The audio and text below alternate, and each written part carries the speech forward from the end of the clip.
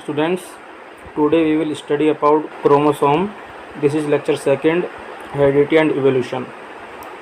बेटा देखो, क्रोमोसोम क्या होता है।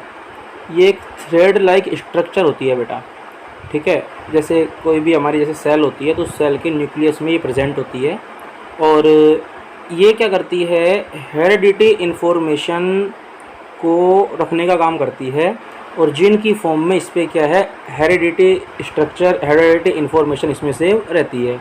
आप थोड़ा सा इसको इस तरह से भी समझ सकते हो कि जैसे कि अगर अपन इसमें समझने की कोशिश करें, इसको देखो ध्यान से। जैसे कोई भी हमारे पास में जब हम सेल की बात करते हैं, जैसे मान लो कोई भी सेल है तो इस सेल में क्या है, ये इसका सेल का सेंटर होता है, न्यूक्लियस होता है। इस सेल में क्या है, इस तरह से थ्रेड लाइक स्ट्रक्चर प्रेजेंट होती है जो बहुत बड़ी होती है, जिसको अगर अपन सिंपली इस तरह से सीधा करके रखेंगे तो क्या है, ये बिल्कुल फैल जाएगा पूरी। जैसे अगर एग्जांपल लूँ मैं कि जब हम छत पे, घर की छत पे पतंग उड़ाते हैं तो क्या है, जो मांझा होता है वो मांझा इस तरह से चरखी पर हम क्या है उसको लपेट के रखते हैं इस तरह से। कारण क्या है कि अगर वो पूरे को हम सीधा छत पे फैला देंगे तो पूरी छत भर जाएगी, ठीक, और हम पतंग ठीक से नहीं उड़ा पाएंगे। तो ऐसा ही कुछ क्या है, डीएनए अपनी सेल के न्यूक्लियस के अंदर होता है। ये जो थ्रेड लाइक स्ट्रक्चर होती है बहुत बड़ी होती है। अगर इसको हम डायरेक्ट इस तरह से सीधा कर देंगे तो ये बहुत बड़ा हो जाएगा। तो क्या है, ये किसी भी इस तरह से न्यूक्लियस के अंदर इस तरह से कोइल की फॉर्म में इस तरह से अरेंज रहता है और इस कोइल वाले स्ट्रक्चर को ही कहते हैं अपन क्या बेटा, कि इस तरह से ये देखो, ये कुल मिला के हम कहें, जूम करके बताऊँ तो इस तरह से शेप बनी हुई होती है और इस तरह की शेप को कहा जाता है क्रोमोसोम। अब इस क्रोमोसोम में क्या है, ये जो जैसे थ्रेड, ये थ्रेड लाइक स्ट्रक्चर है, ठीक है। अभी इस थ्रेड जो होता है ना, इस थ्रेड पर अवेलेबल होते हैं कौन, जीन अवेलेबल होते हैं। क्या अवेलेबल होते हैं, जीन अवेलेबल होते हैं। और ये जो जीन है, इस जीन में क्या होता है, हेरिडिटी इन्फॉर्मेशन सेव रहती है। जैसे अगर आपको मैं बताऊं तो इस तरह से हम बता सकते हैं इसको बना के। जैसे ये कोई भी सेल है, ये सेल का न्यूक्लियस है, न्यूक्लियस के अंदर इस तरह से ये थ्रेड लाइक स्ट्रक्चर सेव है, ठीक है। तो ये जैसे ये बना दिया मैंने, क्या इस तरह से क्रोमोसोम बना दिया। तो इस क्रोमोसोम में ये जैसे कोई भी एक थ्रेड है, इस थ्रेड पर क्या है, प्रेजेंट होते हैं क्या, जीन प्रेजेंट होते हैं। ये जीन दिखा रहा हूँ मैं, जो गोले गोले बना रहा हूँ, ठीक है। और इन जीन में क्या होता है, हमारे पास में हेरिडिटी इन्फॉर्मेशन सेव रहती है, ठीक। अब समझते हैं नेक्स्ट बात। तो नेक्स्ट बात आती है बेटा किसके बारे में, डीएनए के बारे में, कि भी व्हाट इज़ डीएनए, डीएनए क्या है। तो डीएनए के बारे में हम इस तरह से बताएंगे कि ये एक केमिकल होता है, अभी एक ऐसा केमिकल होता है जो क्रोमोसोम में प्रेजेंट होता है। जैसे क्रोमोसोम में क्या प्रेजेंट था, जीन प्रेजेंट था, तो डीएनए में भी क्रोमोसोम प्रेजेंट होता है। Which carries the trait in A coded form. तो इस पर क्या है, डीएनए पर क्या है, इसको बोलते हैं डीऑक्सी राइबो न्यूक्लिक एसिड। इसकी बहुत डिटेल हम सीख सकते हैं, लेकिन ज़्यादा डिटेल अभी आपके काम की नहीं है। तो आप इतना समझें कि डीएनए एक केमिकल है जो कि क्रोमोसोम पर होता है, ठीक है। और इसमें जो ट्रेट होते हैं वो एक कोड की फॉर्म में क्या है, स्टोर होते हैं। जैसे मैं कहूँ हाइट, तो हाइट के लिए अलग कोड होता है, ठीक है। और ये डीएनए जो होता है ना बेटा, ये बेसिकली जैसे अपन थर्ड नंबर पे कहें, जैसे थर्ड नंबर पे जीन दे रखा है, तो जीन के बारे में समझना, फिर आपको समझ में आएगा। It is the part of chromosome. तो जीन भी क्रोमोसोम का पार्ट है, which control a specific biological function. Specific biological function को कंट्रोल करने का काम करता है ये। जैसे बेटा डीएनए जो होता है ना, ये क्या है, प्रोटीन सिंथेसिस में प्रोटीन मैसेंजर का काम करता है। अब जैसे ये डीएनए क्या करेगा, ये प्रोटीन बनाने के लिए ऑर्डर देने का काम करेगा, इन्फॉर्मेशन मैसेंजर का काम करेगा। अब जैसे मान लो किसी भी जगह एक डीएनए है जो कि ग्रोथ या हाइट के ऊपर जो है ट्रेट, उसको वो कोड कर रहा है, उसको वो कंट्रोल कर रहा है, ठीक है। अगर उस डीएनए ने बेटा ज़्यादा प्रोटीन सिंथेसिस कर दिया तो क्या है, उस पर्सन की फिर हाइट बड़ी हो जाएगी। इस तरह से डीएनए जो है वो एक तरह से ट्रेट को कोड की फॉर्म में स्टोर करने का काम करता है। और जीन जो है वो एक बायोलॉजिकल फंक्शन को कंट्रोल करने का काम करता है कि किसकी जो ग्रोथ है वो कितनी होनी है, किस तरह से पेरेंट्स से ऑफ स्प्रिंग में जो अपने पास में कैरेक्टर जाएंगे वो किस तरह से ट्रांसमिट होंगे, ठीक है। तो ये सारी बातें, जैसे मैं कहूँ कि कोई भी जीन, जैसे मैं कहूँ मैं फ़ोटोकॉपी कर रहा हूँ मान लो, तो मैंने एक पेज लिया, उस पेज पर क्या है, मैंने कुछ लिखा हुआ है। अब उस पेज को मैंने फ़ोटोकॉपी मशीन में डाला, तो उसको फ़ोटोकॉपी मशीन में डाला तो सेकंड नंबर पे इसकी कॉपी होके आएगी इस तरह से, ठीक है। तो ये जो कॉपी होके आई, अब इस इंफॉर्मेशन को मशीन में जिसने सेव किया कि भी मुझे ये ही की सेम डाटा किसी दूसरे पे छापना है, तो वो कंट्रोल करने का जो काम कर रहा है वो कौन है, जीन है। तो इस बायोलॉजिकल फंक्शन को कौन कंट्रोल करता है, जीन कंट्रोल करने का काम करता है। ठीक है, और डिटेल है लेकिन आप इसके लिए सिंपल टर्मोलॉजी की तरह ये वर्ड बता रखे हैं। नेक्स्ट बात है बेटा कॉन्ट्रास्टिंग कैरेक्टर। तो बेटा ऐसा कैरेक्टर होता है, एक पेयर होता है बेटा ये, ठीक है, जैसे हमने पढ़ा था कल कि जो पी प्लांट होता है उसमें 7 पेयर होते हैं कॉन्ट्रास्टिंग कैरेक्टर के। तो ऐसे पेयर होते हैं जो कि विजिबल कैरेक्टर होते हैं, उनको बोलते हैं बेटा कॉन्ट्रास्टिंग कैरेक्टर। विजिबल मतलब जैसे फिजिकल अपीयरेंस, जैसे जिसको बोलते हैं अपन फिनोटाइप जिसको बोलते हैं। तो जो फिनोटाइप वाले कैरेक्टर होते हैं वही कौन होते हैं, कॉन्ट्रास्टिंग कैरेक्टर होते हैं, ठीक है। जैसे एग्जांपल के लिए टोल और ड्वार्फ, हम किसी भी प्लांट को देखेंगे तो बाहर से देख के बता पाएंगे कि भी वो टोल है कि ड्वार्फ है। तो ये भी क्या हो गया, एक फेनोटाइप रेशो हो गया, फेनोटाइपिक कैरेक्टर हो गया, कॉन्ट्रास्टिंग कैरेक्टर हो गया। इसी तरह से जैसे लिख रखा है वाइट और वॉयलेट्स फ्लोवर, कि फ्लोवर जो होते हैं वो वाइट या वॉयलेट होते हैं, सभी कॉन्ट्रास्टिंग कैरेक्टर हम पी प्लांट के बारे में अभी डिस्कस कर रहे हैं। इसी तरह से जैसे ये है राउंड और रिंकल्ड, कि भी जो सीड है वो राउंड होगा कि रिंकल्ड होगा, वो वाली बात हो गई। नेक्स्ट बात हो गई ग्रीन है कि येलो सीड है, ये वाली बात हो गई। तो ये सब क्या है, कॉन्ट्रास्टिंग कैरेक्टर हैं। इन कॉन्ट्रास्टिंग कैरेक्टर के ऊपर ही क्या है, मेंडल ने स्टडी की थी और स्टडी करके अलग अलग लॉ बताए थे। जैसे एक आप पढ़ेंगे मेंडल के 3 लॉ आते हैं बेटा, इन 3 लॉ को बोलते हैं लॉ ऑफ इनहेरिटेंस। और ये 3 लॉ जो हैं ये पूरी जेनेटिक्स को समझाने का काम करते हैं। और मेंडल एक ऐसा साइंटिस्ट था जिसने क्या किया था, मैंने बताया था कल भी आपको, कि बायोलॉजी को और मैथ को, इन दोनों को कंबाइंड करके लॉजिक देने का काम किया था और काफ़ी अच्छे से बायोलॉजी को समझाया था। इसलिए मेंडल को बोलते हैं हम फादर ऑफ जेनेटिक्स। अब जैसे इसमें सबसे पहले लिख रखा है कि मेंडल के एक्सपेरिमेंट। तो देखो मेंडल ने क्या किया था, एक्सपेरिमेंट किया किस पर, पी प्लांट पर एक्सपेरिमेंट किया, जिसका साइंटिफिक नेम बताया था मैंने कल आपको, पाइसम सटाइवम, ठीक। और उसने क्या किया, पहले कराया मोनो हाइब्रिड क्रॉस, फिर कराया डाई हाइब्रिड क्रॉस। देखो क्रॉस क्या है, क्रॉस बेसिकली जब एक जनरेशन से दूसरी जनरेशन में किस तरह से कैरेक्टर्स ट्रांसमिट हो रहे हैं, इस बात को समझने के लिए जो एक्सपेरिमेंट करवाया जाता है उस एक्सपेरिमेंट को कहा जाता है बेटा क्रॉस। अगर आप केवल एक सिंगल कैरेक्टर की स्टडी कर रहे हैं तो उसको बोलते हैं मोनो हाइब्रिड क्रॉस। अगर आप डाई यानी कि 2 कैरेक्टर ले रहे हैं तो उसको बोलते हैं डाई हाइब्रिड क्रॉस। मेंडल ने जो लॉ दिए थे उनमें से पहला लॉ उसका मोनो हाइब्रिड क्रॉस पर बेस्ड था और जो सेकंड लॉ था वो डाई हाइब्रिड क्रॉस पर बेस्ड था। तो इस तरह से जैसे हम सबसे पहले पढ़ते हैं कि भाई मोनो हाइब्रिड क्रॉस आखिर चीज़ क्या है। तो देखो एक ऐसा क्रॉस जिसमें केवल एक सिंगल कैरेक्टर की स्टडी की जाती है उसे कहा जाता है मोनो हाइब्रिड क्रॉस। और इनहेरिटेंस की स्टडी अपन कर रहे हैं। जैसे मोनो हाइब्रिड क्रॉस में मेंडल ने क्या किया था, उसने बेटा 2 प्लांट लिए, एक तो लिया बेटा प्योर टॉल प्लांट, एक लिया बेटा प्योर ड्वार्फ प्लांट। देखो बेटा प्योर प्लांट का मतलब होता है कि उसके जो अपने पास में एल होंगे वो बिल्कुल सेम होंगे, होमोजाइगस होगा, यानी प्योर टोल मतलब दोनों कैपिटल टी होंगे, तो वो तो है प्योर टोल। जैसे चलो आपको थोड़ा मैं इसका डिटेल समझाता हूँ, समझना ध्यान से किस तरह से मोनो हाइब्रिड क्रॉस करवाया गया। तो मेंडल ने बेटा इस तरह क्रॉस करवाया कि उसने क्या है, एक तो लिया टोल प्लांट, ठीक है, और एक लिया बेटा ड्वार्फ प्लांट। और जो टोल प्लांट था वो भी प्योर लिया और ड्वार्फ प्लांट था वो भी प्योर लिया। अब आप समझना प्योर का मतलब बताया मैंने आपको कि टोलनेस का एल होता है कैपिटल टी और ड्वार्फनेस का एल होता है स्मॉल टी। अगर बेटा दोनों एल सेम है मतलब होमोजाइगस है तो इसको हम बोलेंगे कि ये हो गया प्योर प्लांट, ठीक। ये भी प्योर ही था तो ये स्मॉल टी। तो आप पहले तो आप समझना प्योर का मतलब क्या है कि जब दोनों एल सेम हो तो इसको तो बोलते हैं प्योर, और अगर दोनों एल क्या है अलग अलग हैं तो इसको बोलते हैं हाइब्रिड, ठीक है बेटा। ये तो 2 वर्ड ध्यान रखना कि प्योर का मतलब होता है कि जो भी कैरेक्टर की स्टडी हो रही है अगर उसके दोनों एल सेम है तो उसको बोलते हैं प्योर, और दोनों एल अलग अलग हैं, जैसे एक कैपिटल टी एक स्मॉल टी, ठीक है, इस तरह से है, एक कैपिटल टी और एक स्मॉल टी, तो इसको हम बोलेंगे कि ये हो गया हाइब्रिड। जैसे ये वाला है दोनों स्मॉल टी, ये वाला है दोनों कैपिटल टी, होमोजाइगस वाले होते हैं वो प्योर होते हैं। तो मेंडल ने क्या किया, जैसे इस तरह से कैपिटल टी वाला प्योर लिया और एक लिया स्मॉल टी वाला। फिर क्या, जैसे जब भी कभी क्रॉस होता है ना तो क्या होता है, जैसे ये एक पेरेंट है ये एक पेरेंट है, दोनों पेरेंट हैं, तो ये दोनों पेरेंट जो हैं क्या करेंगे, अपना अपना एक एक ट्रेट अवेलेबल कराएंगे। तो ये क्या है, अपना एक एल अवेलेबल कराएगा कैपिटल टी, ये अपना अवेलेबल कराएगा स्मॉल टी, दोनों के पास जो थे अवेलेबल करा दिए भी, ठीक है। जिसके पास जो एल है वो उसको अवेलेबल करा देगा। इसके पास केवल कैपिटल टी था तो इसने कैपिटल टी अवेलेबल करवाया है, इसके पास स्मॉल टी था तो इसने स्मॉल टी अवेलेबल कराया है। अब क्या है, जब ये दोनों आपस में मिलेंगे तो दोनों मिलने से बनेगा कैपिटल टी स्मॉल टी। तो ये वाला जो है इसको बोलते हैं फर्स्ट जनरेशन, F1 जनरेशन। तो इस तरह पेरेंट से क्या है, जो पोलिनेशन हुआ, क्रॉस करवाया और क्रॉस करके हमको फर्स्ट जनरेशन मिल गई।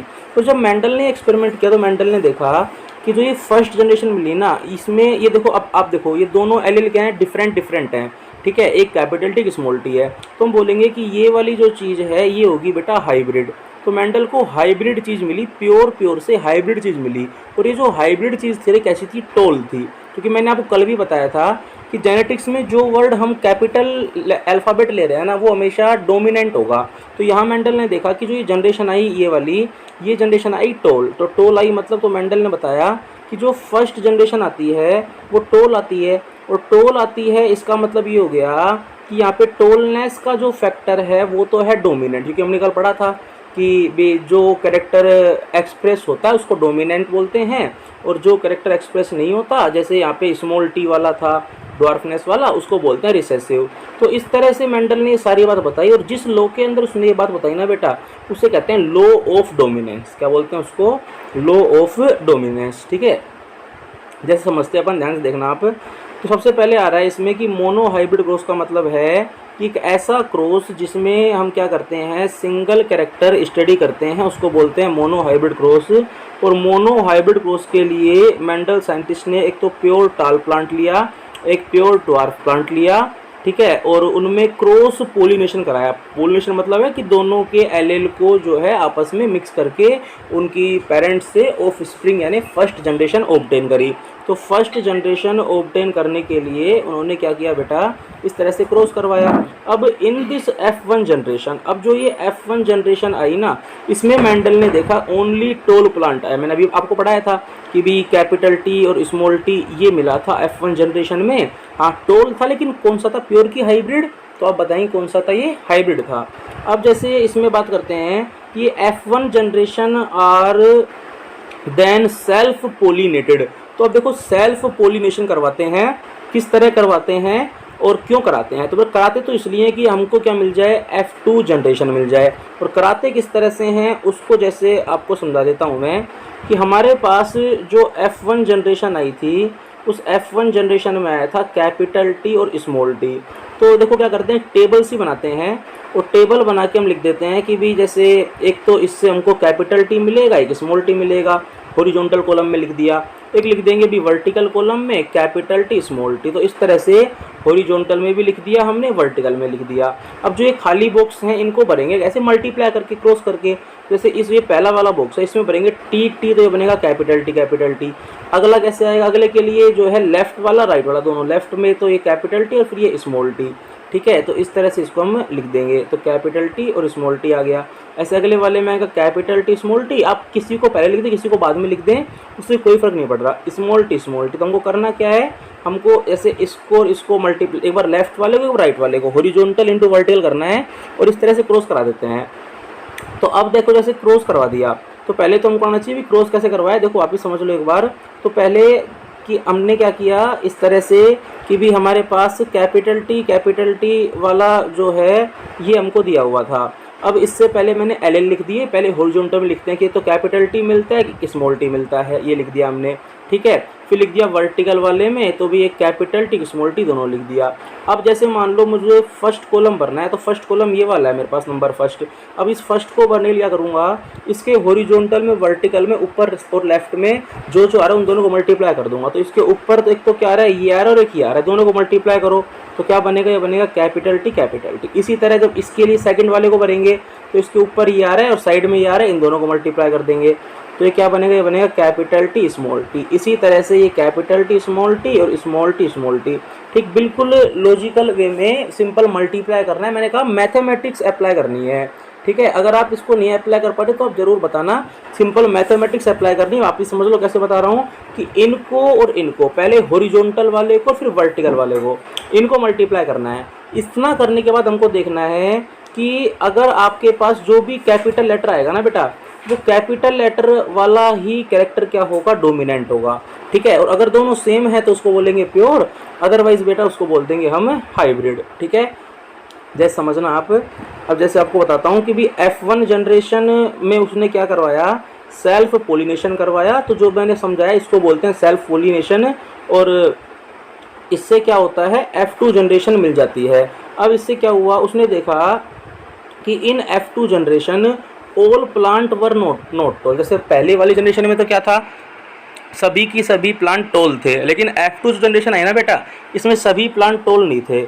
75% टोल प्लांट थे और 25% प्लांट जो थे वो ड्वार्फ प्लांट थे। ठीक है, जैसे अब इसका आता है फिनोटाइपिक रेशो, कि ये फिनोटाइपिक रेशो जो है वो 3:1 आया। कैसे आया, जैसे समझना आप ध्यान से, समझाता हूँ आपको मैं। इसको आप ऐसे समझोगे बेटा कि जैसे ये capital T small T F1 generation का था, तो हमने इस तरह से बॉक्स बनाया। बॉक्स बना के हमने लिखा कि पहले लिखा हॉरिजॉन्टल कॉलम में भी कैपिटल टी आएगा और स्मॉल टी आएगा, फिर लिखा भी वर्टिकल कॉलम में कैपिटल टी और स्मॉल टी। अब एक एक डिब्बे को हमने भर दिया। डिब्बा कैसे फिल किया, देखो यहाँ आएगा कैपिटल टी, यहाँ आएगा कैपिटल टी स्मॉल टी। बताओ इसमें क्या आएगा बेटा, इसमें आएगा कैपिटल टी स्मॉल टी, किसी को आगे पिछले कोई फर्क नहीं पड़ता। यहाँ स्मॉल टी, यहाँ स्मॉल टी। अब देखते हैं अभी कौन टोल और कौन ड्वार्फ। ठीक है, तो जैसे दोनों सेम है तो ये तो आएगा टोल प्लांट। ठीक, अगला वाला जहाँ कैपिटल वाला प्रेजेंट है वो पक्का टोल ही होगा। तो यहाँ भी कैपिटल है तो ये भी टोल होगा। ठीक, यहाँ भी कैपिटल है तो ये भी टोल होगा, और यहाँ एक भी कैपिटल नहीं है तो ये कौन सा होगा, ड्वार्फ होगा। यानी कि इसमें आप ध्यान समझना बेटा कि टोटल कितने हैं, टोटल हैं 4, और 4 में से कितने आ गए, 3 आ गए टोल।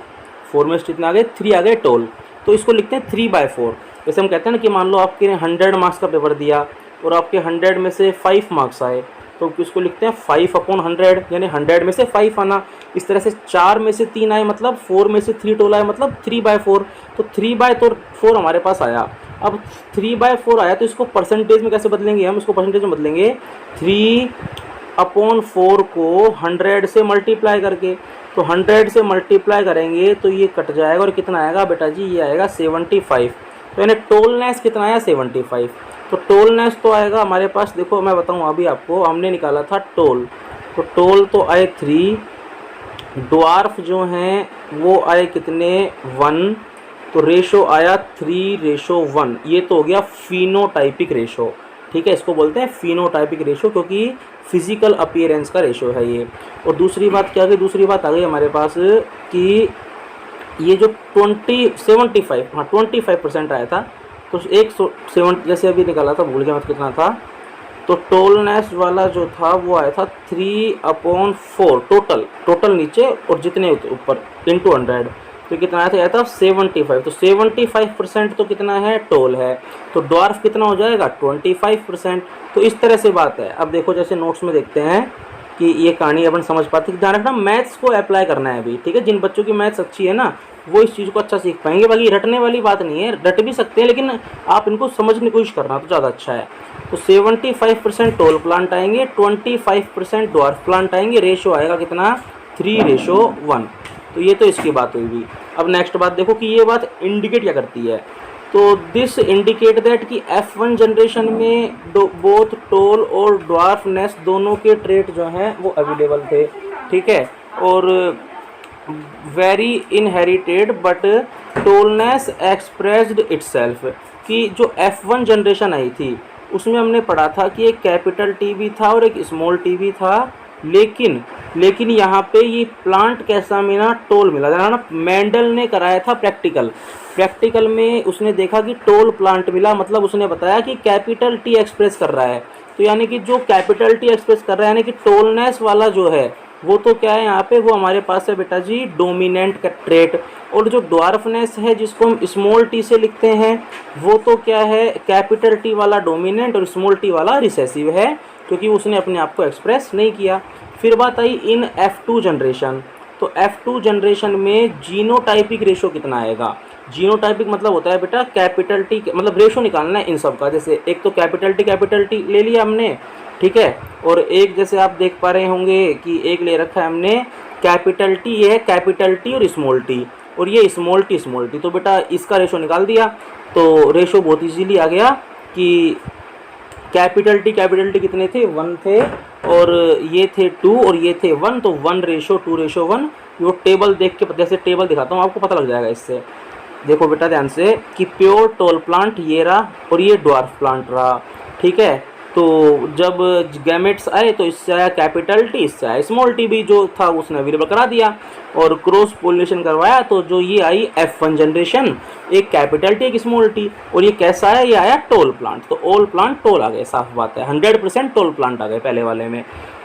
और जब कराया सेल्फ पोलिनेशन तो देखो कैपिटल टी कितना है, केवल 1 आ रहा है, ठीक है। और स्मॉल टी ये भी 1 आ रहा है, और बाकी बचे जो 2 आ रहे हैं। तो रेशो क्या आया था, रेशो आया था 1:2:1। ठीक, बहुत अच्छे क्वेश्चन बनते हैं कंपटीशन में, नीट में इसके। तो आप इसको इसी तरह से मैथ्स अप्लाई करते हुए समझते हुए इसको समझते चलें, ठीक है। क्योंकि ये तो हमने केवल एक कैरेक्टर लिया है, कोई और कैरेक्टर ले तो भी यही होता, बाकी बुक में ये दे रखा है और आगे तक ये ही की स्टडी कराते हैं, तो आप इस पर ही ज़्यादा अच्छा फोकस करें। फिर आता है बेटा कंक्लूजन, कि भी कंक्लूजन क्या आता है इस बात का। देखो कंक्लूजन ये आता है कि भी फिनोटाइपिक रेशो टॉल और ड्वार्फ पर कितना है, 3:1, हमने सीख लिया अभी। और जीनोटाइपिक रेशो कितना है, 1:2:1। ये था capital T ratio capital T small T ratio, ये कैपिटल टी रेशो था कैपिटल टी स्मॉल टी, और रेशो स्मॉल टी, ठीक है। तो देखो कैपिटल टी को बोलते हैं अपन प्योर टोल, इसको बोलेंगे अपन हाइब्रिड टोल, ठीक है। टोल तो इसलिए क्योंकि कैपिटल टी है, और दोनों अलग अलग इसलिए हाइब्रिड, और ये हो गया प्योर ड्वार्फ, ठीक है बेटा। अब आती है लॉ ऑफ डोमिनेंस। तो ध्यान रखना, कई बार क्वेश्चन बनता है कि लॉ ऑफ डोमिनेंस के लिए मेंडल ने कौन सा क्रॉस कराया था, मोनो हाइब्रिड के डाई हाइब्रिड। तो क्या जवाब दोगे आप, मोनो हाइब्रिड क्रॉस कराया था। किस तरह कराया था उसको आप समझना, इसकी थ्योरी समझना, और इसमें लास्ट कंक्लूजन तक समझ के याद रखना कि फिनोटाइपिक और जीनोटाइपिक रेशो किस तरह से अपन कैलकुलेट करते हैं। अब देखो इसमें ये लॉ ये कहता है कि भी जब पेरेंट्स हैं और वो भी कौन से, दोनों प्योर कैरेक्टर के हैं, प्योर टोल और प्योर ड्वार्फ, उन दोनों को जब हम क्रॉस कराते हैं, ठीक है, तो वन कैरेक्टर जो कि अपने आप को एक्सप्रेस करेगा पहली जनरेशन में, उसको तो बोलते हैं हम डोमिनेंट कैरेक्टर, जो यहाँ पे कौन सा था, टोलनेस वाला था। और जो कैरेक्टर अपने आप को एक्सप्रेस नहीं कर पाता, कैन नॉट एक्सप्रेस, उसको हम बोलते हैं बेटा कौन सा कैरेक्टर, रिसेसिव कैरेक्टर, जो कि कौन सा था, ड्वार्फनेस वाला था, और इसी को बोलते हैं लॉ ऑफ डोमिनेंस। फिर आती है बात किसकी बेटा, डाई हाइब्रिड क्रॉस की। डाई हाइब्रिड क्रॉस किसे कहते हैं, तो a cross in which the inheritance of 2 character are studied. तो जिसमें बेटा 2 कैरेक्टर के इनहेरिटेंस को स्टडी किया जाता है, उसे कहते हैं बेटा die hybrid cross. Monohybrid में 1 कैरेक्टर की स्टडी होती है और इसमें 2 कैरेक्टर के इनहेरिटेंस की स्टडी होती है। फिर देखो मेंडल ने ये कराया था बेटा सेकंड लॉ बताने के लिए। तो मेंडल क्रॉस पी प्लांट, अपन अभी फिलहाल इसी के बारे में पढ़ेंगे क्योंकि यही बहुत बड़ा हो जाएगा। Mendel cross P plant bearing round green seed. तो एक तो मेंडल ने, देखो यहाँ पे 2 कैरेक्टर ले लिए, राउंड वाला भी और ग्रीन वाला भी, ठीक, राउंड ग्रीन, और दूसरा लिया अपने पास बेटा रिंकल्ड येलो सीड। तो ये कैरेक्टर लिए और इन दोनों के बीच क्या कराया, क्रॉस करवाया, ठीक। अब देखो जैसे वो समझेंगे अपन कैसे कराया, जैसे आपको चलो दिखाई देता हूँ मैं। जैसे ये रहा, एक तो लिया है बेटा कौन सा, राउंड ग्रीन। राउंड ग्रीन को हमने लिखा किससे, कैपिटल आर और वाई। अब ध्यान रखना आप यहाँ पे कि जो राउंड है ना, इसके लिए हम ले रहे हैं काम कैपिटल आर, और जो ग्रीन है ना, इसके लिए हम ले रहे हैं स्मॉल आर। रिंकल्ड है जो है, नहीं, रिंकल्ड के लिए ले रहे हैं बेटा स्मॉल आर, राउंड के लिए ले रहे हैं कैपिटल आर, रिंकल्ड के लिए ले रहे हैं स्मॉल आर, येलो के लिए ले रहे हैं कैपिटल वाई, और ग्रीन के लिए ले रहे हैं स्मॉल वाई।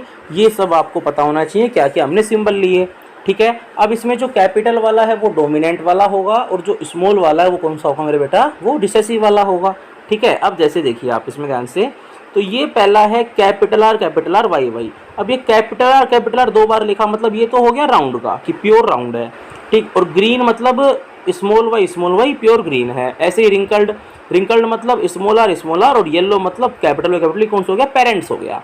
अब देखो हर क्या करता है, हर पेरेंट्स जो भी एलेल अवेलेबल करा सकता है वो उस एलेल को अवेलेबल करवाता है, ठीक है। तो जब क्रॉस पोलिनेशन करवाया तो गैमेट्स अवेलेबल होंगे। तो जैसे ये वाला था, इसमें एक तो ये अवेलेबल कराया कौन सा, कैपिटल आर, और ये करा है कौन सा, स्मॉल वाई। ठीक है, तो दोनों अवेलेबल करा दिए। ऐसे इसने अपने अपने एल अवेलेबल करा दिए। ठीक, अब क्या है, इन दोनों से मिलके जैसे क्या बनेगा, तो इन दोनों से मिलके बन गया अभी आर आर वाई वाई। अब देखो इसमें एक तो आ रहा है कैपिटल आर, और कैपिटल आर अपन ने किसके लिए लिया था बेटा, कैपिटल आर लिया था अपने जिसका नाम है वो, आर फॉर राउंड, राउंड के लिए। और वाई किसके लिए लिया था, येलो के लिए। ठीक है, यानी कि कैसे सीड आएंगे, येलो राउंड सीड अपने को मिलेंगे। तो सब के सब येलो राउंड मिल गए। अब फिर कराया इनमें सेल्फ पोलिनेशन। तो अब सेल्फ पोलिनेशन कैसे कराया वो समझो आप। मैंने बताया था कि पहले क्या करते हैं, जो भी एल होते हैं, और यहाँ क्या है ना, दो करेक्टर हैं, तो दो दो का जो है ग्रुप बना के लिखना है अपने को, और एक बार हॉरिजॉन्टल एक बार वर्टिकल। ठीक है, तो जैसे दो कौन कौन है भी, एक तो शेप है कि भी राउंड है कि रिंकल्ड है, और एक कौन सा करेक्टर है, एक कलर है कि भी येलो है कि ग्रीन है। ठीक, तो जैसे इससे हमने क्या किया, जो जो पॉसिबिलिटी अवेलेबल थी, R Y R Y R Y R Y, जो जो पॉसिबिलिटी थी वो लिख दी। जैसे कैपिटल आर स्मॉल आर, ठीक है, उसके साथ कैपिटल वाई भी हो सकता है, कैपिटल वाई भी हो सकता है। इस तरह से वापस लिख के एक बार लिख दिया स्मॉल वाई स्मॉल वाई। तो ये 4 पॉसिबिलिटी बनती हैं। तो 4 पॉसिबिलिटीज़ को पहले हमने लिखा हॉरिजॉन्टल में, एक वर्टिकल में। ठीक है बेटा, बहुत ही इजी है जब आप मैथ से करेंगे। ठीक है, बायो से तो करना भी नहीं है, इसको नाम बायो, बाकी है मैथ ही है, क्योंकि इतनी बड़ी टेबल रटी समझ जाएगी भी, और कुछ और आगे फिर कैसे करेंगे। अब देखो क्या करना है, हॉरिजॉन्टल और वर्टिकल इनको मल्टीप्लाई, इन दोनों को मल्टीप्लाई किया, तो मल्टीप्लाई किया तो क्या आ गया, capital R capital R capital Y, same to same ये इनको मल्टीप्लाई, फिर ये इस तरह टेबल बना ली। ठीक, अगर आपको टेबल नहीं बनती तो देखो मैं आपको बता देता हूँ टेबल बना के। ठीक, कैसे बना सकते हैं वो है, या फिर कुछ अपने हिसाब से भी बन सकती है। जैसे मान लो हमारे पास ये था capital R small R capital Y small Y, ये अवेलेबल था फर्स्ट जनरेशन का राउंड येलो वाला। जैसे मैंने हॉरिजॉन्टल में लिखा, तो हॉरिजॉन्टल में कैपिटल आर एक राउंड या फिर रिंकल्ड का लेना है पहला, और दूसरा लेना कलर वाला, तो आर वाई ले लिया। फिर आर के साथ भी स्मॉल वाई भी हो सकता है, इसी तरह स्मॉल आर कैपिटल वाई, इसी तरह small R capital Y small Y. तो ये हमने 4 लिख दिए।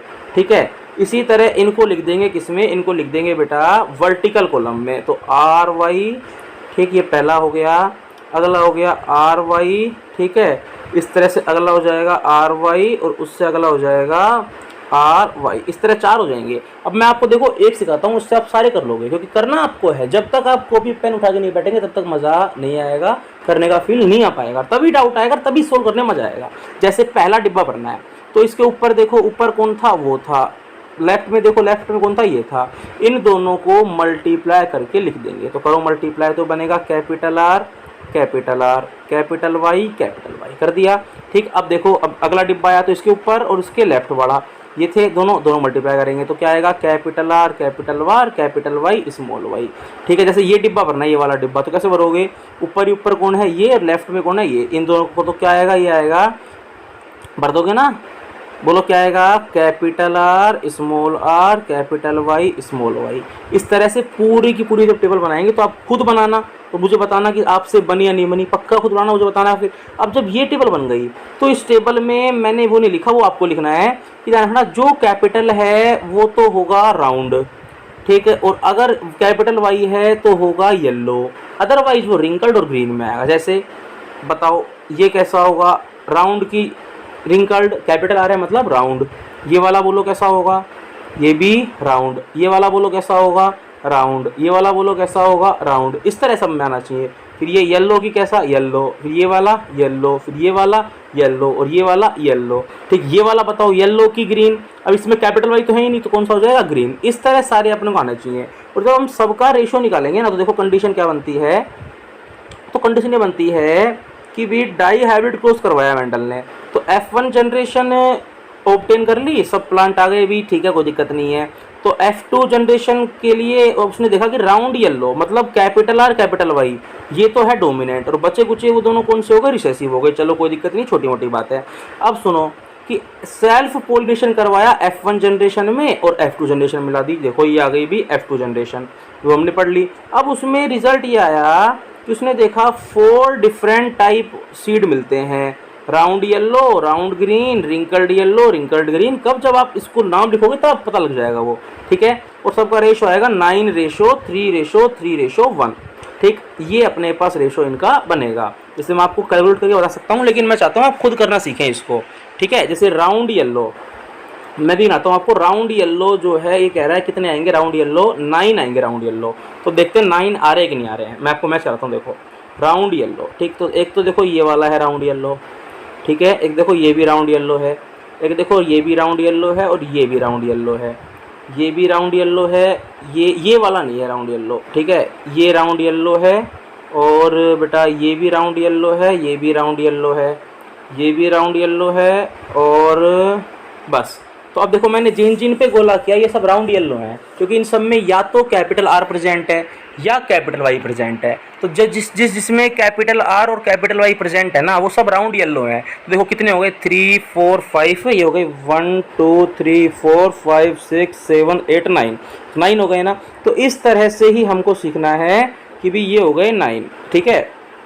तो इसी तरह से जब आप निकालोगे कि राउंड ग्रीन के बारे में, तो राउंड ग्रीन वाला जो है वो कितने मिलेंगे आपको, 3 मिलेंगे, ठीक है। इसी तरह से सेम हो या नहीं हो, हमको तो सिंपल चाहे हाइब्रिड हो बेशक कोई सा भी हो, रिंकल्ड ग्रीन देखने हैं। अब देखो जैसे ये कह रहा है कि रिंकल्ड ग्रीन जो है ना वो केवल 1 मिलेगा रिंकल्ड ग्रीन, ठीक है। देखते हैं भी रिंकल्ड ग्रीन 1 ही मिलेगा क्या।